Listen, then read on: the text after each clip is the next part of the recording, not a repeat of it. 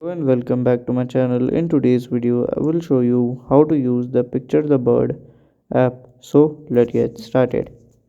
So here I will directly go and see for the Picture the Bird app. Okay, so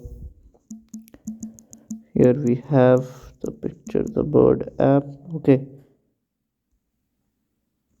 so basically, this app is used for the identification of the bird species. You can use it. Okay, open the app directly and you can directly scan the bird and it will tell all the details of the bird. So by this is the use of this app. And if you have any question, you can let me ask in my comment section. And if you find this video helpful, make sure you like, subscribe and share the video. Thank you for watching.